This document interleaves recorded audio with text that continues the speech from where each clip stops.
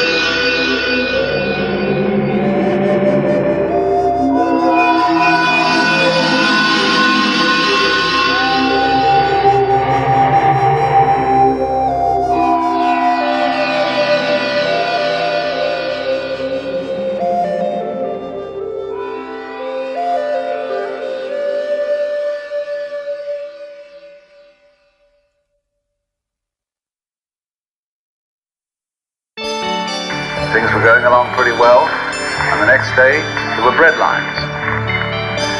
It was like someone came to work and they said to him, "Sorry, chum, but you can't build today. No building can go on. We don't have enough inches." He said, "What do you mean we don't have enough inches? We've got wood, haven't we? We got metal, we even got tape measures." He said, "Yeah, but you don't understand the business world. We just haven't got enough inches, just plain inches. We've used too much of them." And that's exactly what happened when we had the Depression. Because money is something of the same order of reality as inches, grams, meters, pounds, or lines of latitude and longitude. It is an abstraction.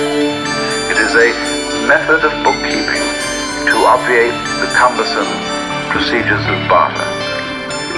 But our culture, our civilization, is entirely hung up on the notion that money has an independent reality of its own. And this is a very striking, concrete example of what I'm going to talk about.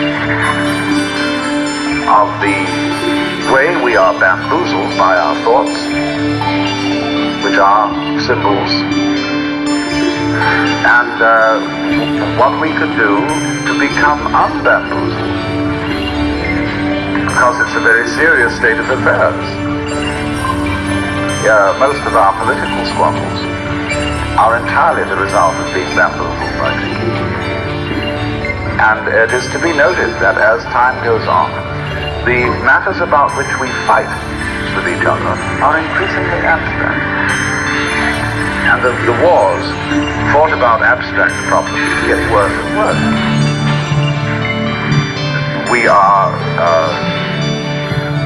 thinking about vast abstractions, ideologies called communism, capitalism, all these systems, and paying less and less attention to the world of physical reality, to the world of earth and trees and waters, people, and so are, in the name of all sorts of abstractions, busy destroying our natural environment.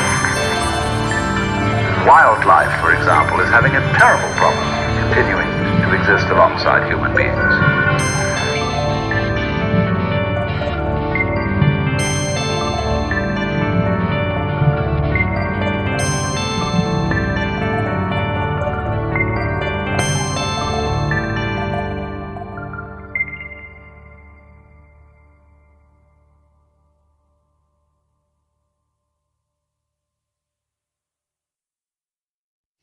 Obviously, all I was saying is you couldn't describe the nature of the threat in the same way. And I did believe it then. Frankly, no now, because some of the assumptions about how is shown to be wrong. It was in no sense a change of position. If I just simply say to you, the positions about even the breach of the United Nations resolutions on WMD, that was the cause. It was then, and it said it was clear that. Mr. Blair then turned to another of the central allegations levelled at him, writing in April 2002 that George Bush's corporate ranch in Texas, the British Prime Minister and the American President signed a deal in advance, a private one, to go to war. Mr. Blair said nothing was actually decided once Mr. Blair made clear that his view going to war was not about neutrality. I was doing everything to strong relationship between these two men. He said the commitment he gave, and it was in public, not private, not covert, was that Britain and the US would deal with Saddam Hussein as one. They'd stand shoulder to shoulder. How to do it, he said, was an open question. Britain's option was to go down the UN route. He faced questioning on this issue from the Baroness of Russia. Having discussed that, what conclusions do you think President Bush took from the meeting about your commitment to dealing with Saddam Hussein through military action? I think what he took from that was exactly what he should have taken, which is that if it came to military action, because there was no way of dealing with this diplomatically, we would be with them. And that was absolutely clear, because as I'd set out publicly, not privately, we had to confront this issue. It could be confronted by sanctions to the framework that was effective, and it could be confronted by human sanctions. We would not be confronted by the straight line, the geometrical symbols of triumph and human purpose, and at its foot, here and there, a mosaic mosaic of white bones. A still unrotted carcass dark on the tawny ground marked the place where deer or steer, puma or porcupine or coyote, or the greedy turkey buzzards, drawn down by the width of carrion and fulminated as though by a poetic justice, had come too close to the destroying wires.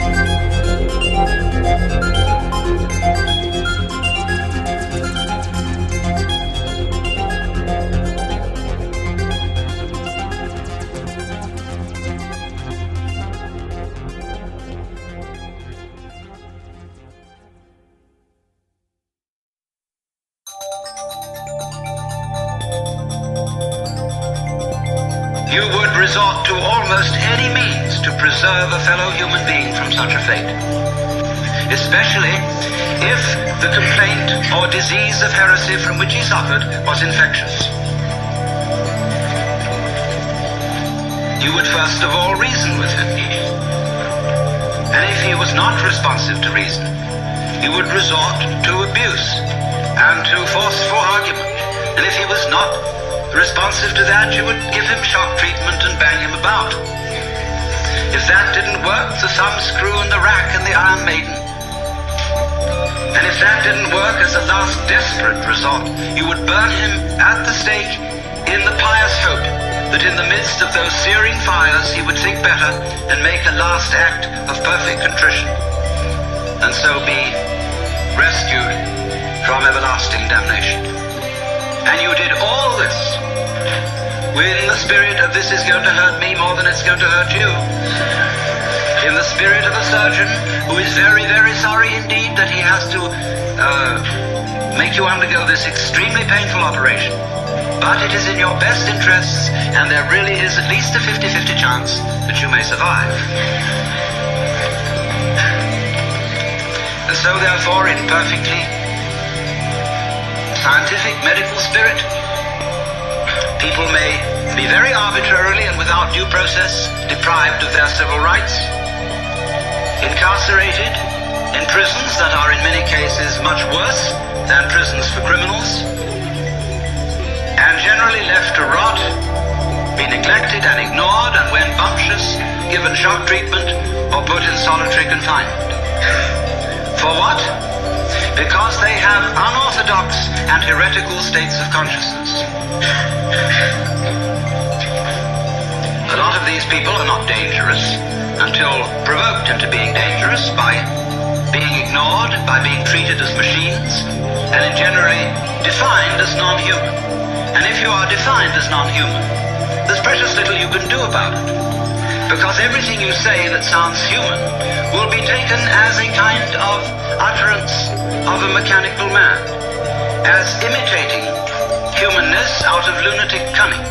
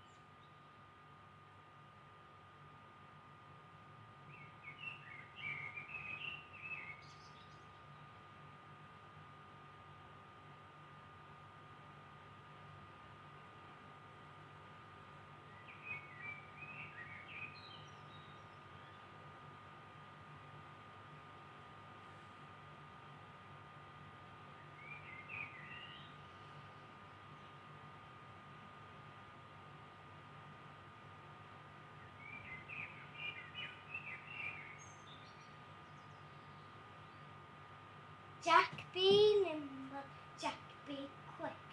Jack jump over the candlestick. Jack jump high, Jack jump low. Jack jump over and burns his toe.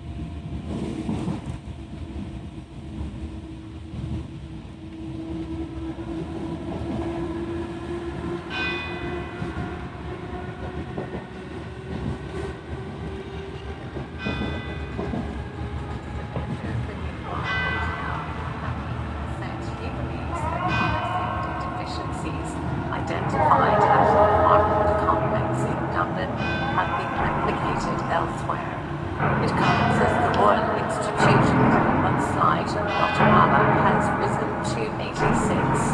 More than 300 are still missing after a hillside collapsed onto dozens of houses on Thursday night. President Barack Obama has said the U.S. has begun a full investigation into airstrikes that killed 19 people at a hospital run by a medical charity in Afghanistan. The U.S. military said it conducted raids in the vicinity of the hospital as it targeted Taliban militants. A group representing older people has called for outposts to clarify how long the suspension of postal services is likely to continue. Actors Retirement Ireland says it's worried about the uncertainty around the instructions received by the post to the public last week not to post items until further notice. The playwright Brian Friel has been laid to rest in Glentees in Donegal this afternoon. The 86-year-old died peacefully at his home in Greencastle on the Sunday. And that's all for the moment.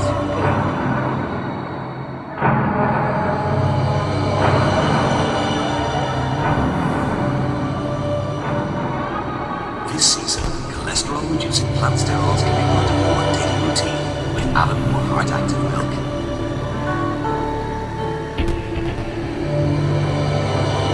Good evening and welcome to your weekly ISL weather forecast. Well, our spell of fine, dry weather is coming to an end with a showers on Monday and Tuesday, and while there is a fair amount of dry weather for the rest of the week, some sunlight also. On today's satellite sequence, we can see cloud from the south, and that rain will affect the south of the country this evening, and then gradually northwards tonight, and at its heaviest east later tonight. And that's with those temperatures 9 to 12 fresh southeastern winds. Tomorrow morning there's still be some rain in the north, but it will be brighter from the south. However, the rain showers will develop in the south in the afternoon and extend northwards through the evening and tonight. And that's with values of 14 to 17 moderate to southern winds. Tuesday will be some light spells and showers, and some of those will be heading east and west. They'll tend to be lighter in the Midlands, with highs of 14 to 17. Wednesday will be bright and dry with some spells, but breezy and cooler, values of 12 to 15. Thursday will be mainly dry also with good sunshine, but perhaps a little rain in the northwest. And Friday dry, however it will be windy along the west coast and become blustery in the rest of the country. On Saturday, winds will be light and mostly cloudy, with some rain. So to recap, October will be coming light with rain and showers up from the south later.